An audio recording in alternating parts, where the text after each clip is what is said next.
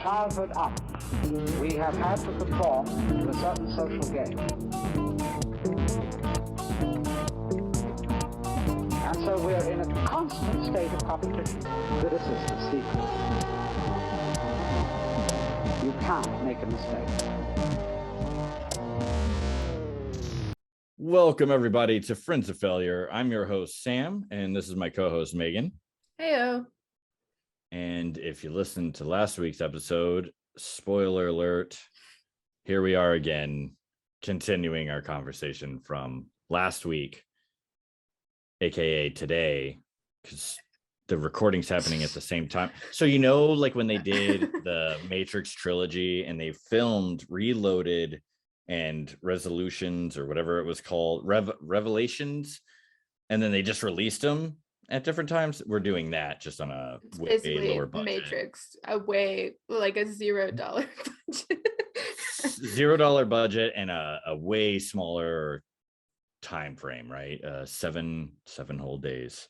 Ready to take that red pill? Ready to do it? I took both and I feel funny.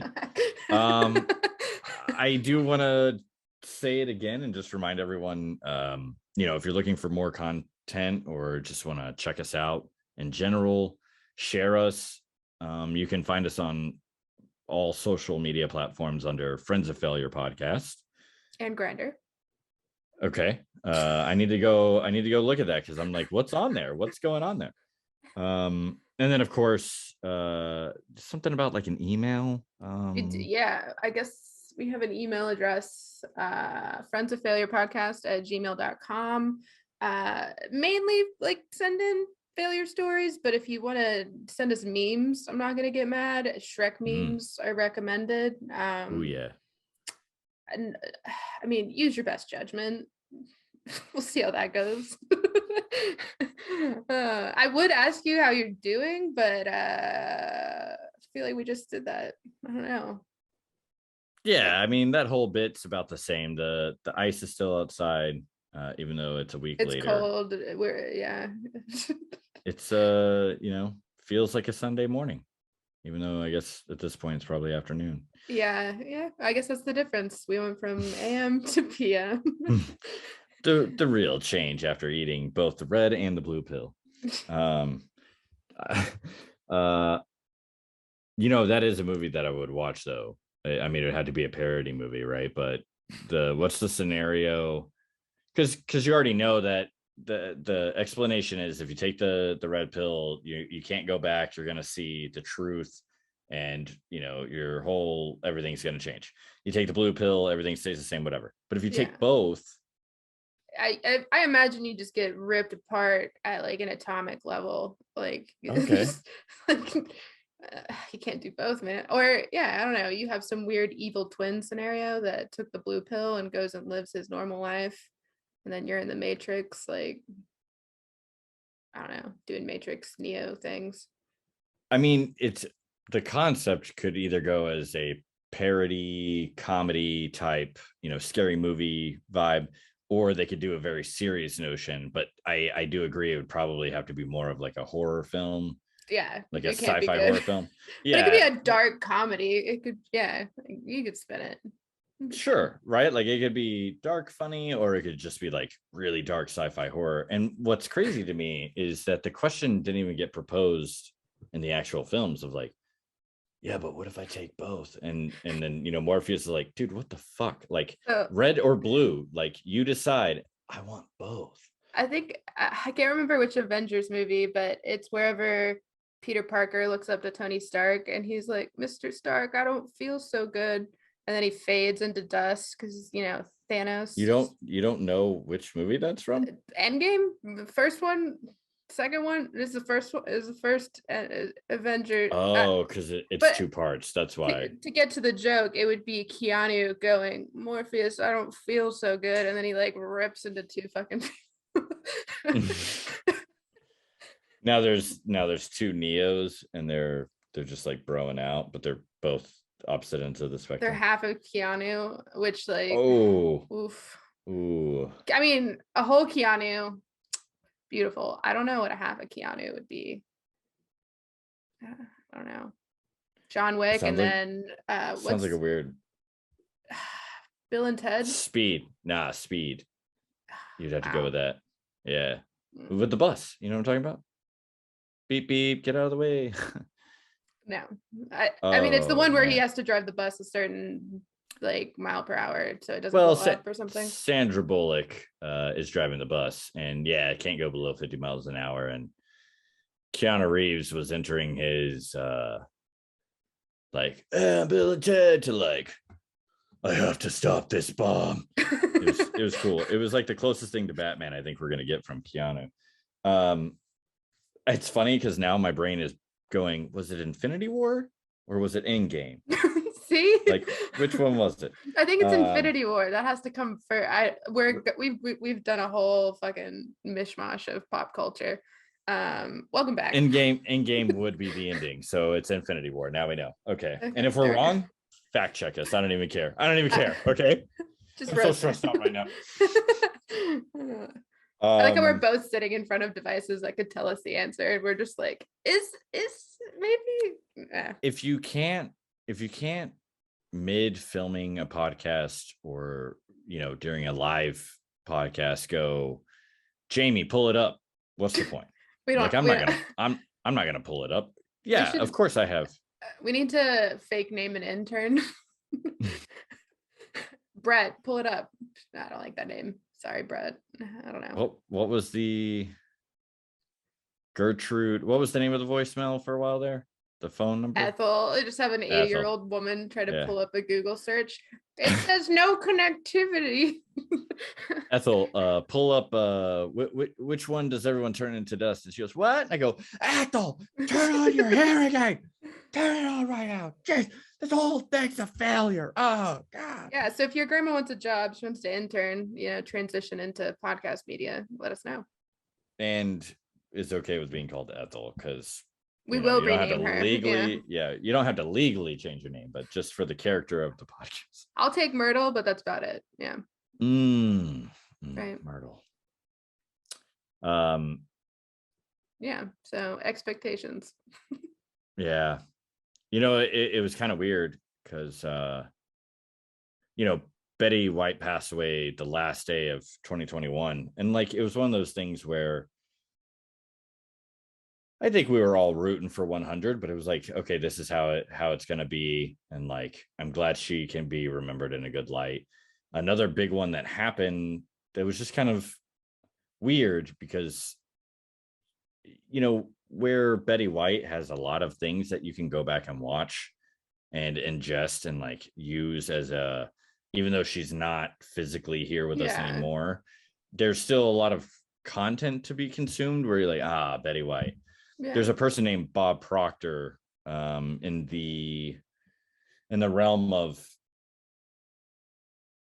I guess a lot of things like manifestation and bettering yourself and the way you can think that will help you grow, passed away actually during the week. And it was one of those things where someone told me, and I actually kind of stood beside myself for a second of like, what?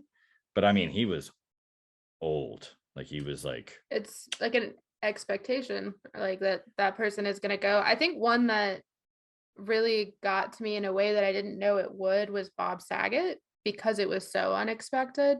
It's very sudden. Sure. He was, he was kind of young, but he was young. Yeah. And my book too young to die like that. And what's weird for me, I grew up like in daycare pretty much until I was able to care for myself and my brother. Because my parents worked full time. I vividly remember the TV in our daycare basically only had Full House on. And you could go into the movie room and watch movies, but the TV was Full House because it is family friendly. So literally grew up with that dude just like constantly on. And I think we have this weird, that's why it's so shocking when a celebrity dies.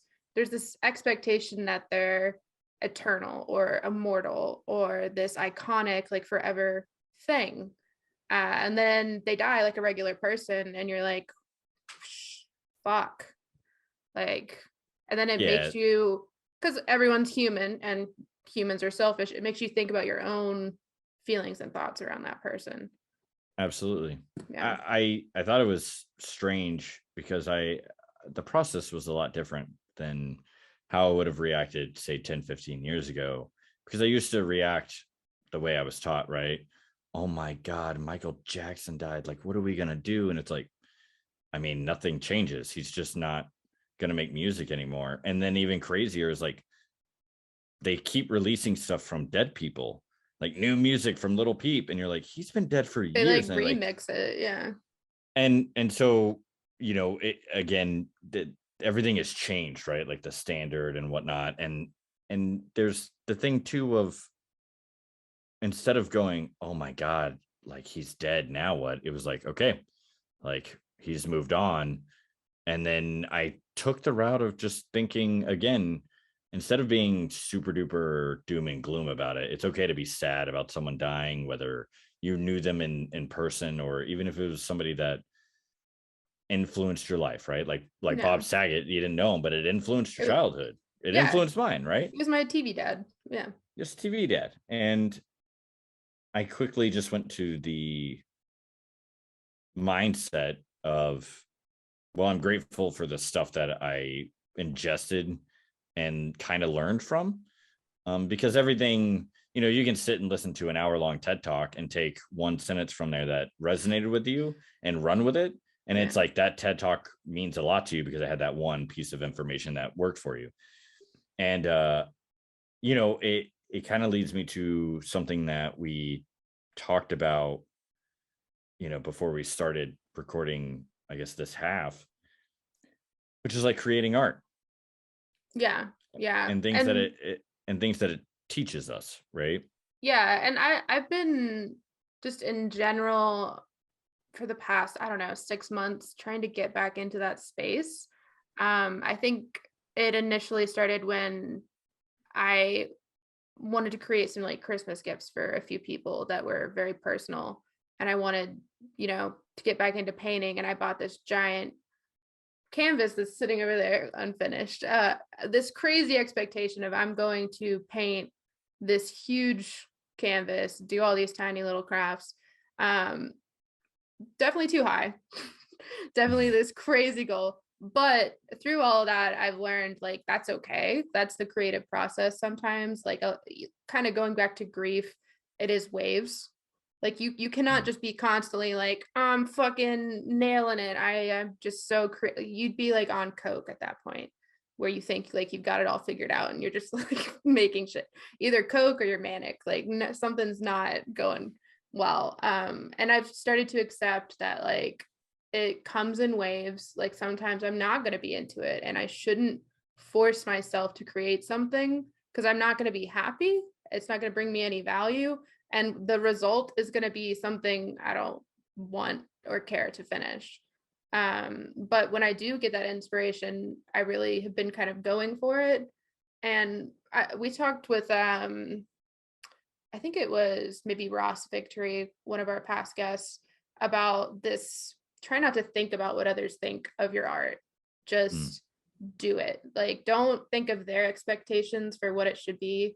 Just think of, oh, I want to make a mushroom with a little girl on a bench underneath it. And nobody has to care about what that is but Right. me. Yeah. Mm-hmm. And then I think the most recent piece of it is like on a personal level, I've had a lot of grief that has come back like in kind of waves.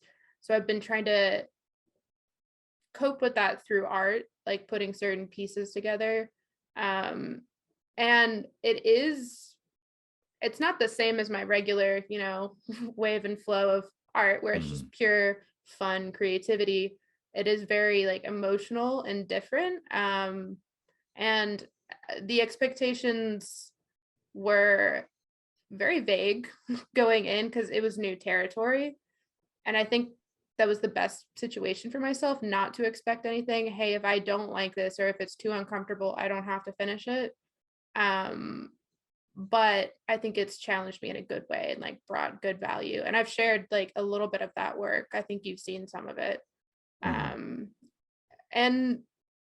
I think it helped that I didn't put a lot of weight on it and just let it happen. Yeah. And that can be applied in a lot of different ways. So it's not something that I call art, but I do think that I eventually acknowledge that you don't have to do anything, right? There is no real protocol. I think I've said it on here before.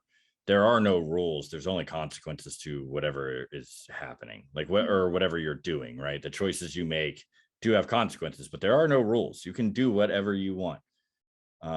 It just behooves you to like go, hey, something is going to happen as a reaction in some form. Yeah. So I've always I just call it free writing, but it's never like great. It's not something that I'm like sitting there and like really racking my brain. I'm just writing stuff. And I got to a point where I felt like I was just standing at a crossroad of, hey, it's okay to do it this way sometimes, but you have the ability and you're acknowledging that, if you're going to be mindful, then take this time now to maybe create a different way of expressing your creative side. And if you want to do it with words, try to create something on purpose.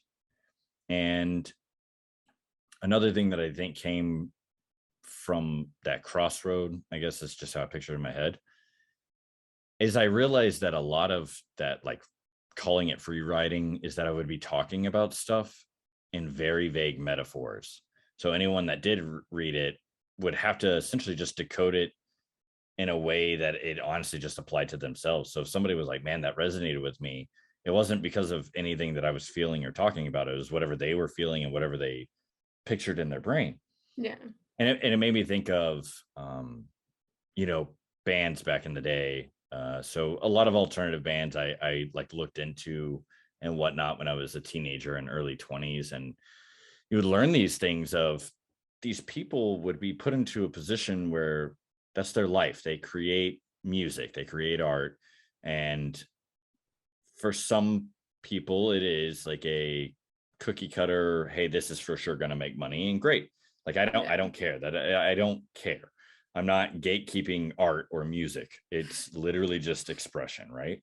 But there are people that they pour out their heart and soul and they write stuff that it resonates with people because they know the level of intensity that the song is presenting. Maybe they don't understand that scenario, right?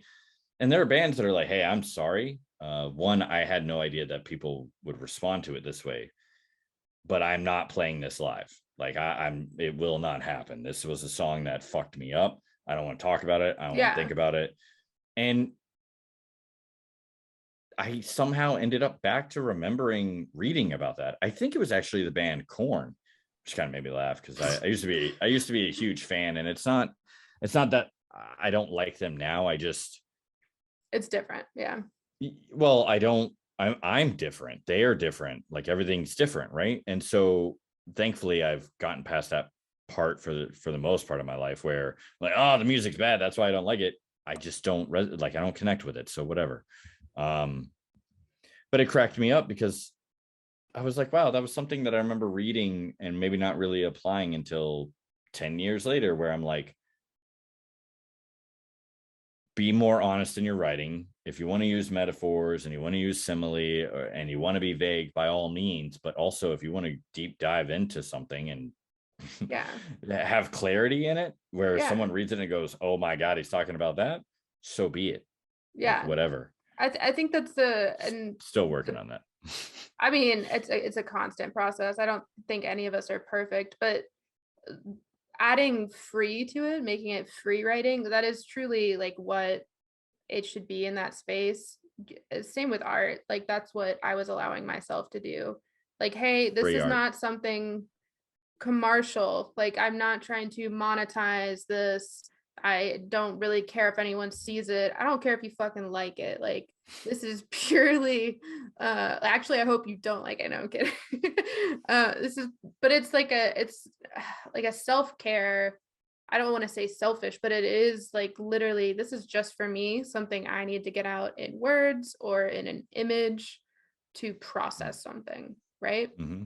which is what creating is. Sometimes it's really fun. You're just making like dumb shit, like, you know, a Shrek bobblehead or something like that. But sometimes it is something very prophetic that you don't want to share with other people. Like that band saying, hey, I'm not going to play that. That really was like hard enough just to make in general. Would be the same as like a sculptor making something very personal, going, yeah, this is for me, my private collection. There's no price on that. Yeah, I mean, imagine having something put out there like on an album or in a book or something, right? And people have access to it, and it's like, yeah, okay, cool, like by all means do what you want with it. But it's like, all right, well, that response, like, wow, you're all responding so positively to this really, really messed up thing that that really destroyed me. Thanks. Cool. So much trauma in that song, and you guys want me to sing and dance to it. But you know, there's the other thing too of, as a person that lives off of their art, I could see the courage applied to, this was really hard, and I am gonna share it with people. Like, you will know something about us as individuals or whatever. Yeah. But I guarantee you there's also people that, you know, write something, create something, build something, whatever the format of it is, and they never ever share it with anyone. Yeah. Like it's like their personal little secret.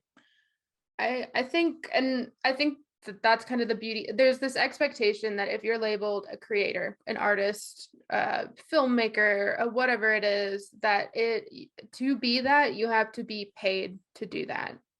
Like that's how you're successful in that field. You are paid to make art, to write, to blah blah blah. But I can call myself an artist, you can call yourself a writer, because we are those things. We are creating things. We can keep that entirely to ourselves, and it doesn't have to go anywhere, and it's still happening. Just like this conversation, if we never released it, it's the whole theory of, if a tree falls in the wood and like no one's around to hear it, it doesn't make a sound. Yes, you're still making art, you're still creating it. Your worth and your value and what you bring to the creative table does not depend on others, basically. Yeah, it's a very like introspective thing, both in writing and in art.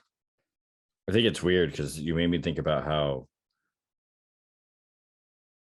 basically since I was a kid, but like for sure throughout my 20s, there were a lot of people that were like, bro, like you are hilarious, like you should write comedy, you should do stand-up.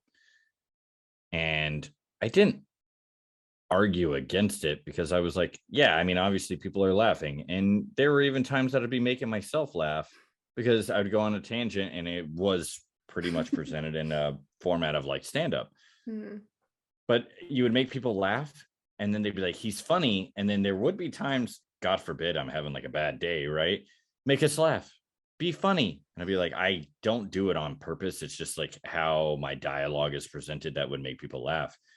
And, you know, maybe that'll be something that I do have the courage to kind of go, all right, I'm going to make this a project, and I'm going to create this is the goal. This is how far I want to take it, and take out the whole fear of, I mean, I'm not even kidding. There were multiple times that I was like, I don't want to do this because I don't want to end up being like Kevin Hart. I don't want to end up being like Jim Carrey. And people were like, well, you're not that good. And I was like, yeah, but the fear is like, I don't want to be famous. That was a weird thing to acknowledge. Of, I don't want to be so famous that it's like, well, your privacy doesn't matter to us anymore. Yeah. Like, you're not considered a human being anymore. You know it's what I that mean? weird like expectation of it. What if the what if of getting that successful? What would my life look like at that point? Right. Yeah. And like, that's funny because it's such an easy way for me to create an extreme. So I'm like, well, there's a reason why I'm not even going to try. And it sets you up for failure there. Yeah. and you know, overthinking stuff. Oh yeah. Kind of turned it into I was like, why I don't even want to do it. Right. I will tell you, I have goals. You told me that we were both gonna go do stand up. It'll happen eventually one day, probably never. And so, there are things that take priority, but I do think that at some point, the older you get, you always hear, right? Like time moves faster. Like you blink and 2 years have gone by. You blink, it's been 5 years. Um, and I mean, I've encountered several people where you're like, dude, you're 65, you're 75, you're 85 years old, and they say fucked up stuff. And you're like, you don't care. And they're like, yeah, I died 10 years ago. I don't know. I don't know. I don't know why I'm still I'm here. pretty sure I'm in purgatory. I'm just gonna do Yeah. whatever the fuck I want. Yeah. Of course I'm gonna just say whatever the fuck I want and do whatever I want. The reference I always go back to, not that it's like a example of a really messed up older person, but I remember being a teenager and Little Miss Sunshine came out and her grandfather gets caught in the bathroom doing cocaine.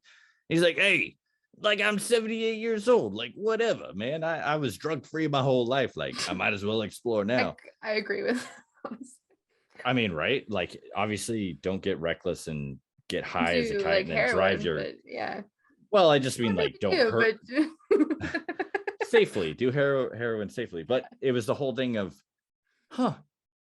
like there's kind of a point there, right? Of, I mean, why not? And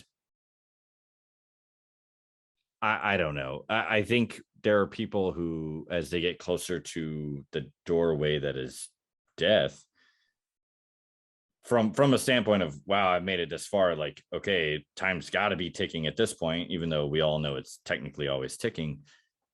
Might as well just do what you want. And they try to tell that to young people, but we are so caught up in everything else. Yeah. well, like the standard is different and the standards change so dramatically, right? Like I'm sure you can relate of,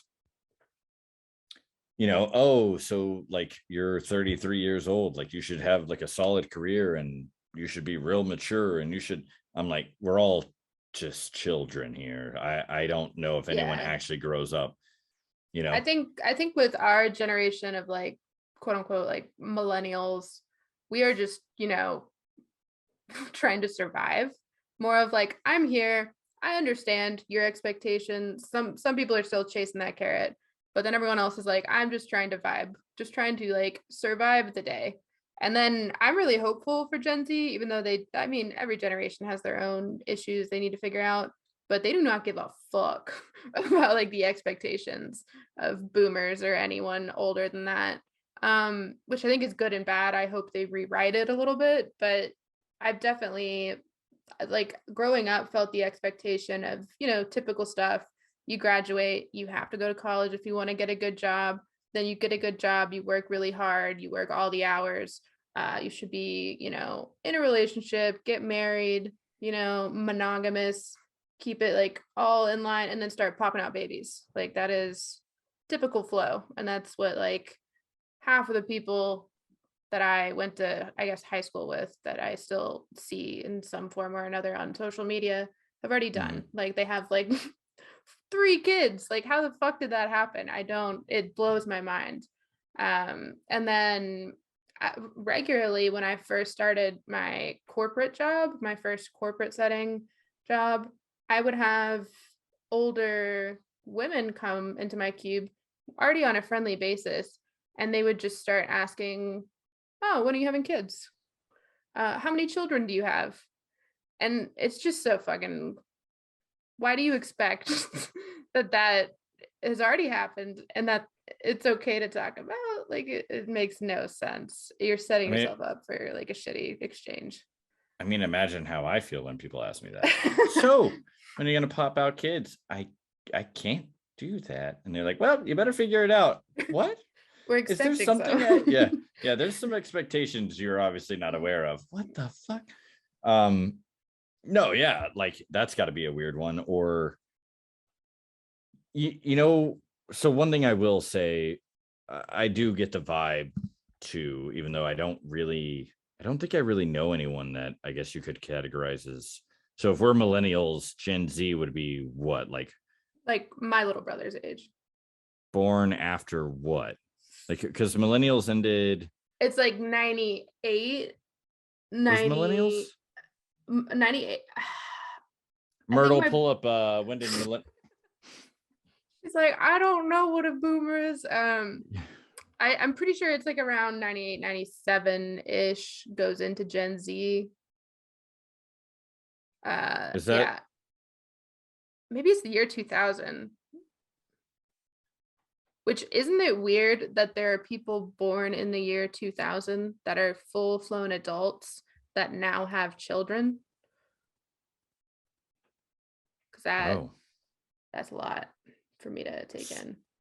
So I don't know what's after Gen Z. So you have Gen X, which is 65 to 1980. You have millennials, which is 1981 to 1996. Gen Z is 1997 to 2012. Okay. I was moderately in there. Okay. Yeah. Yeah. Well, I just think it's really interesting that we have all these funny little names. Like, it was boomers. It was boomers, then it was Gen X. Then they decided millennials, then it's Gen Z. And then what's after Gen Z? No one cares. I don't know. The chaos demons. Yeah. But one thing that's really strange is being able to look at the people before us who didn't have internet and slowly started to experience internet in their 30s. And you have to realize when they started experiencing internet, probably from, let's say, 30 to 40 or like 35 to 45, it was dial up, slowly turning into like they watched the progression, and then all of a sudden it was like lightning fast. Not only internet, but cell phones. I had my first cell phone when I was a junior in high school, and it was a little brick phone, but it was because like I did start driving and I did get a job, and it was like, hey, if we have the ability, instead of you stopping at a payphone, use a cell phone. And it was good. It was a bill that I could pay for. It was something I could be responsible for at a young age, and it wasn't going to kill me if I messed it up, right? My parents could catch me if I fall. And technology's gotten out of hand in probably a lot of negative ways, but it's also doing some really positive things. I thought it was great that someone kind of called us out on that, right? What about the beauty of social media, where it is thriving in a very good way, of where people are talking about connecting with earth and practicing meditation? And I think it's okay to be anxious. Like, people are talking about that now, I think that it truly is what you make it, and the expectation that you create in your own fucking metaverse, like your social media zone. And I truly mean it though. Like, if you go on Instagram and you follow a bunch of Kim K's and fucking unobtainable celebrity like people, and that's all you follow, you don't follow any like some diversity in there, then eventually you're going to start thinking, why don't I look like them? Why can't I afford that Gucci bag? Or why can't I blah, blah, blah? Why don't I have a Ferrari? And you start to feel shitty all the time. Same goes if you're following only like news websites and you're just getting all of this forest fire, bombing, death, like all this horrible shit. It's all you see, and you have your blinders on into this tiny little scope. So I think if you're like consciously trying to keep it diverse, and like you said, fold in some of those more positive accounts, channels, whatever you want to fucking call them, that talk about mental health openly, or talk about something you're interested in that is like a positive influence on your life. Like, I don't know, maybe like history or trains or some shit. like the train guy on TikTok. Love him. Yeah, you touch actually on a couple of good points, I think, where the first one is, it is what you make of it. So even if you do genuinely enjoy like the Kim K's and whatnot, right? If you're doing it for entertainment, great, but you do have to be mindful enough to see how it's affecting you subconsciously, of looking at that every day. If you're beating yourself up in little like nagging ways of like, why am I not that skinny? Why are my boobs not perfect? My hair doesn't look like that. It could be very detrimental, right? Or Like, I don't enjoy politics. Why would I pay attention to politics on my Instagram? Like, I'm going to have a bad time. If I'm on Facebook just looking at politics and I hate politics, I'm going If to it's have a all it bad time. is, it's gonna put you in a bad But headspace. But on the Kim K thing, it really is detrimental. I do worry about like younger generations, like a girl who's younger than me, growing up fully on technology, following Kim K her whole life, or some, I'm blaming it all on Kim Kardashian. It's not solely her, but like, you know, she kind of created that image. All of their photos are some form of edited. They've also have millions of billions of fucking dollars and can get any cosmetic procedure they want, and they take care of their, you know, skin, like crazy levels you can't imagine. And there's this little girl sitting staring at her phone going, why can't I be that? Why don't I have a snatched waist or whatever the fuck it is? And it fucks with your head if that's all you're looking at. And it goes for anything. If you're just looking at shitty politicians, then it's going to drive you slowly like insane of going, our government doesn't work, because all you're seeing is the garbage. Like it's got to be, like we always say, balance. so it's very diluted with people have to present themselves as a brand so they can make money, right? Yeah. And there's nothing wrong with that. There's nothing wrong with making money. Where it gets interesting for me is I used to talk about or start conversations about how much misinformation was on the internet. And it was at a time where you could actually go and, oh, that's not accurate, and it could get changed, or you could present the evidence of how it's incorrect and why it's incorrect and it get fixed. That is not a thing anymore. Everything has to be taken with a grain of salt. And it's insane because it freaked me out for a while of, well, what do I do? Like, how do I figure out truth and deal with misinformation if all of it's in a way misinformation? But like, even if it's misinforming you, you don't have to, everything that you read and watch and listen to, you don't have to react to it or use it. Yeah. If you're telling me that like water's bad for you, don't drink it, we can laugh and go like, hey, that's obviously some bullshit. Like water is what we're made of, right? But my point is, I make a choice, right? Of like, okay, well, you say water's bad for you, but this is the reason why I'm going to do this. I'm going to keep drinking water, right? I've seen people where they go, hey, Sam, like, I want to talk to you about diet. And they strictly want to talk about water because they've seen these things, and people are just trying to make points, or maybe they're trying to do stuff that makes you fearful, or they're like, even those bottles of water that are purified and you're picking them up at the gas station aren't good for you because they're in plastic bottles. That Fiji water that you're drinking it's been in that bottle for 2-3 years before you even touched it. Yeah. How good is that for you? It's crazy. It's hard. And I used to work in like the natural foods and supplements world, so got very ingrained and kind of it turns into this weird, you're in this very like hippie kind of like salt of the earth organic environment, but then there is this weird level of fear mongering, like, hey, if you put this garbage in your body, you're gonna fucking disintegrate into a cancerous blob. And you're like, I just wanted to eat the non-organic avocado. Is it that bad? And then it's just this whole thing where, yeah, the expectation of what is healthy changes depending on who you're listening to. And you have to be, you're your only defense on that, to be like, this is too much. I don't agree with you saying I should eat fermented meat out of a jar. That's insane. Have you seen those videos? Oh, yeah. I don't even want to tell you how far I watched a full one on another podcast, and I could not. It was bad. Anyways, you can not watch those. You can look away and go, I don't need to listen to that because it does not align with what I want to do. And I think a lot of people have this expectation of the internet is pure knowledge, kind of back to what you were saying, but it's just knowledge. It's all information. It's all true.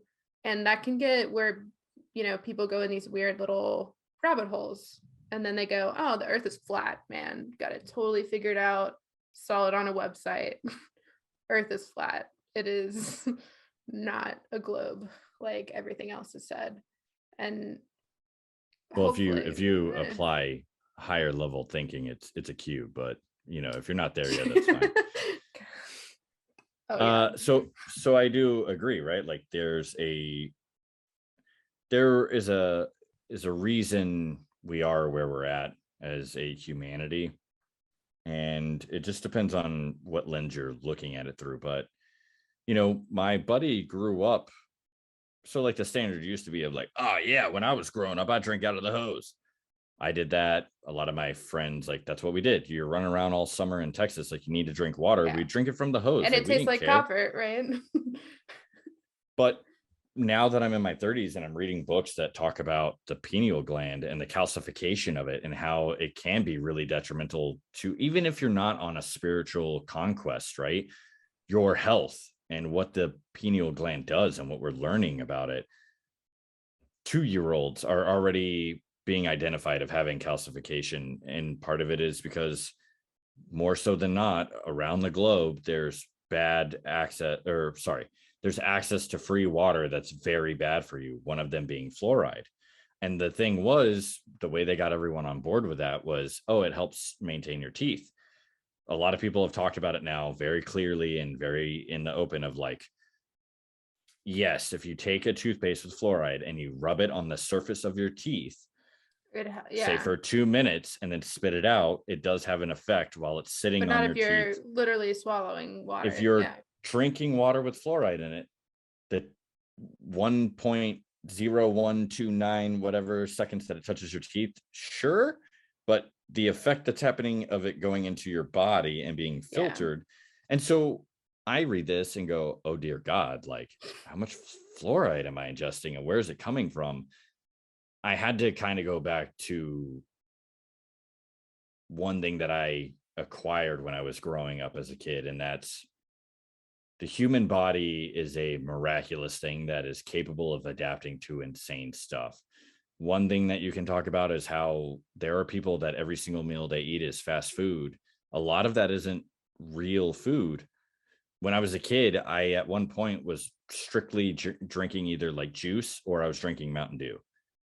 I was not drinking water. I never died. I was severely dehydrated, I guarantee it, but I never died. I only died once. It was fine. Yeah, they revived me. I'm fine, right? And so where it gets kind of weird is how it always comes back to, for me, like balance. You have to find your truth of, okay, well, what am I like people be like, oh my God, can you believe so-and-so thinks the earth is flat? I don't give a fuck. I don't. Like, I'm standing by it. It is flat. No, like, I'm sorry.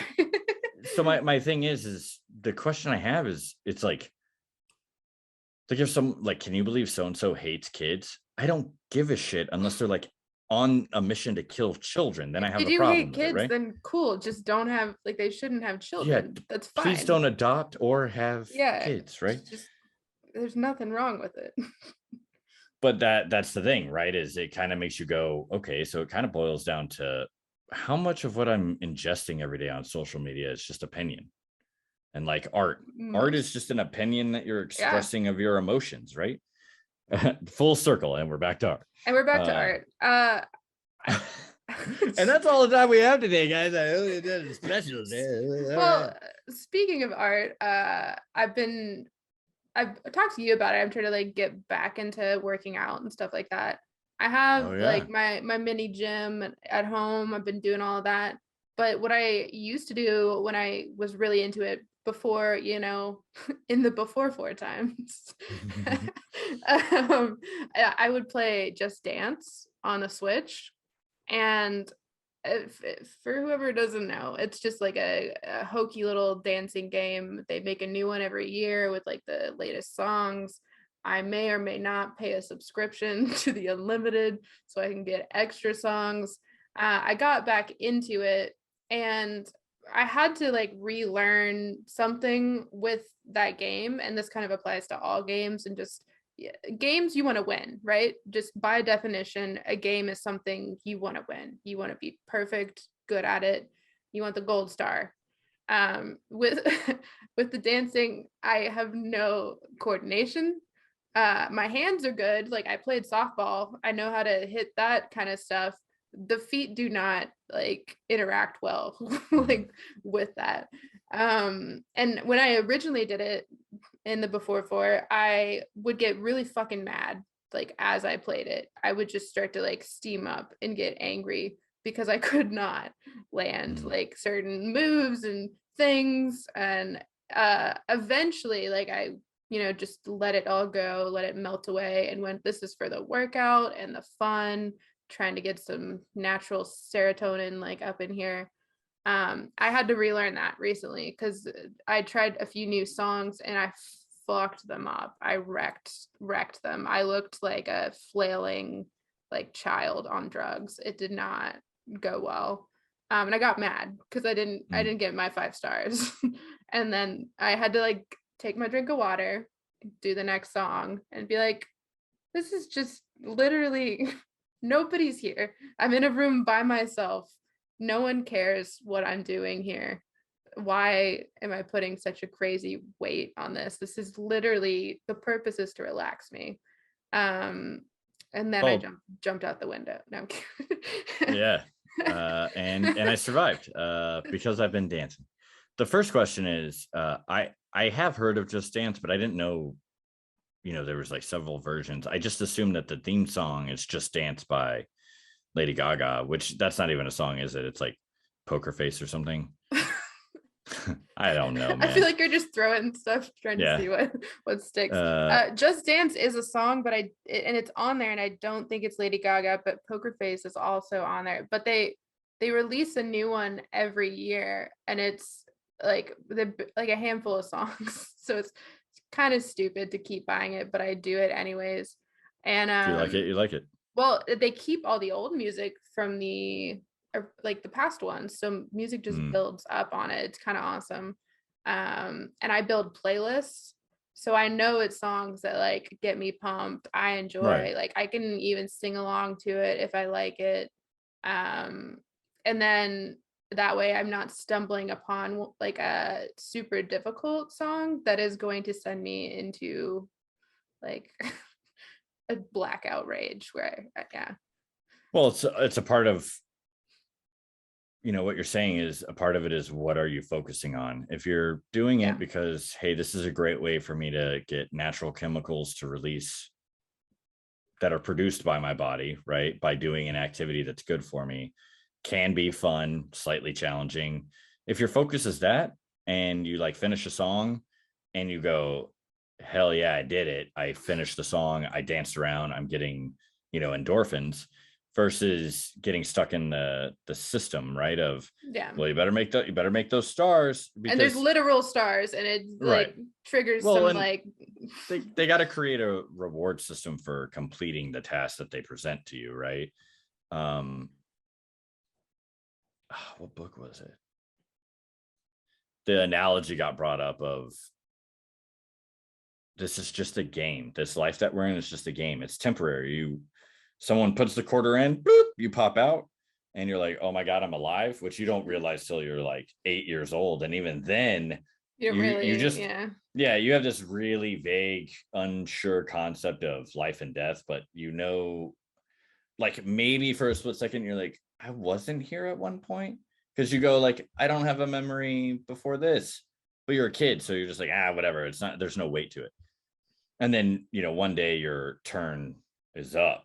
And so they were like, think about it, man.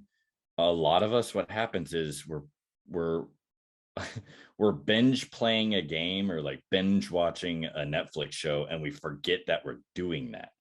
We forget that we're playing a game and we're in a game. We get lost in it. Yeah. And we forget that we're watching a show, whatever.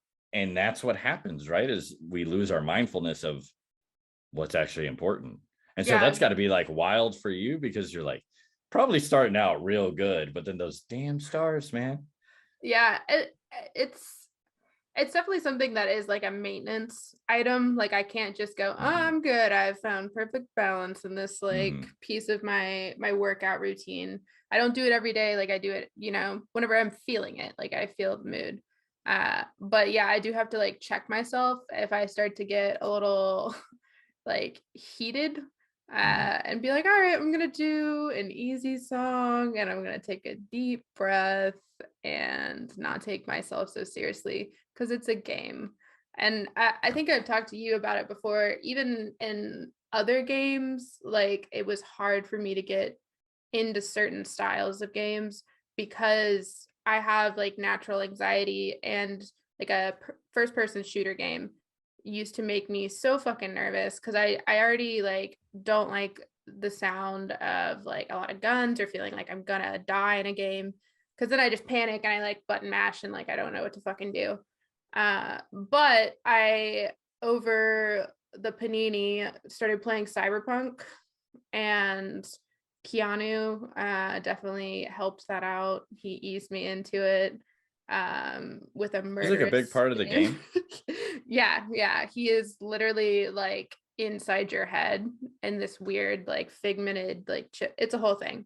I highly suggest that game. But I think because the story was so good within the game, even though it was like a shooter, like violent, almost GTA style game, I could get past like, oh, what if I die, or what if I lose my guns and my loot or whatever, and more into like, fuck it, nothing matters. It's literally like a virtual like game. It was really fun. It's the first game that I've played all the way through in a while, and then it got me into the space where I could play through some of the Far Cries too. And yeah, it was a challenge because my expectation was, in the past, this made me anxious. I did not like it.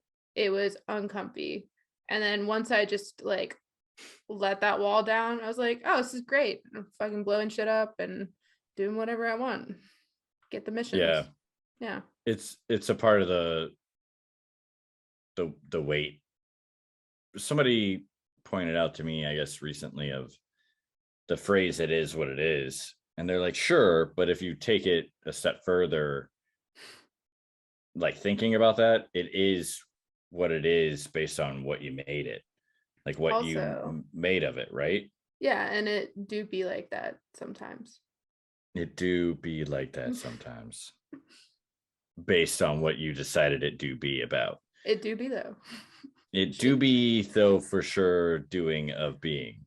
Be that which it may. Complete gibberish. I will tell you that I know I have a skill set that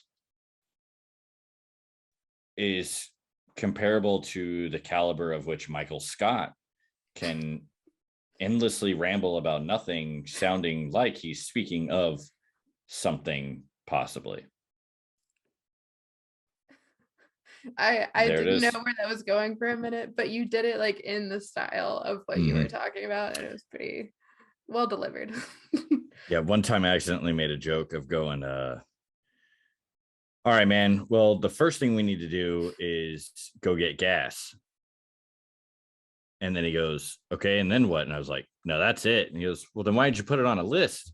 Like you said, the first thing we have to go do, what's next? And I was like, I didn't think that far. I started the list and then it stopped at one. So do as you please, right? That's that chaos demon right there. Yeah.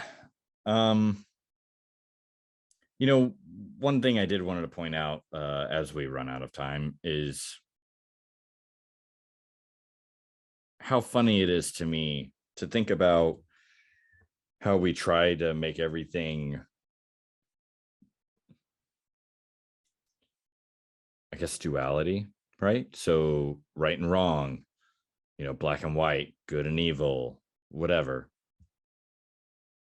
This side, that side kind of thing. And we get caught up in that. It's very easy for anybody to get caught up in that, right? In any topic, where it's just easier to ignore the gray area because like it doesn't make sense, or it's hard to define properly or make it fit your point or whatever.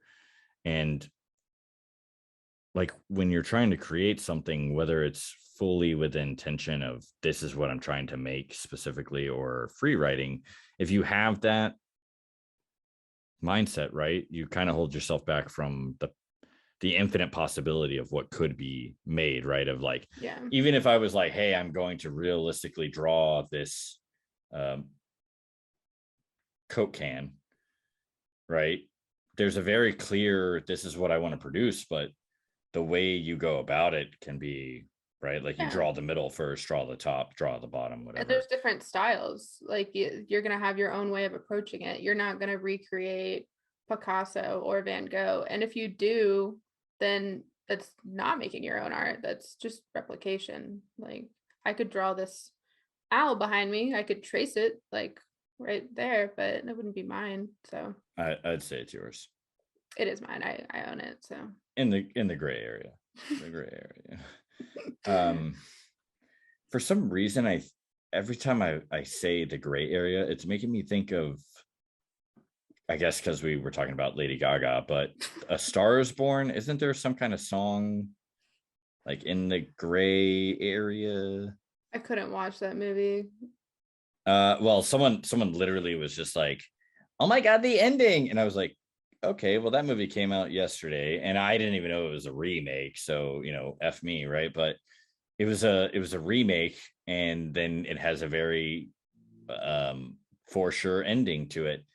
And I was like, why would I go see it now? And they're like, well, They ruined it for they're like, but the music's good. And I'm like, yeah, but like that ending. Anyway, so there's a song, and I think it's called Just Dance, and it's in A Star Is Born, and it's by Lady Gaga. That's all I know. Well, hey, so there it is. The two-parter. We did a two-parter. The double trouble Dichotomy. two-piece. The the extravaganza Applepalooza. I don't know. I'm saying words now. I'm doing the Michael Scott thing. So many copyrights. I'm gonna have to go just like, hey guys, right? Walking on eggshells. Yeah, you could say Michael Scott. It's fine. Hey, thanks everyone for listening today. Hopefully you enjoyed it. Like we said before, send us memes for the love of God. And yeah. And we'd like to leave you with that final thought of life is happening for you, not to you. So go do something.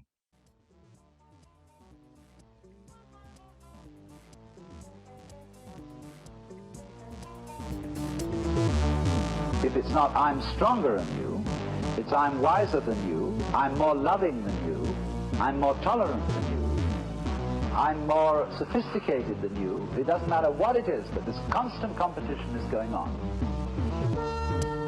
This is the secret.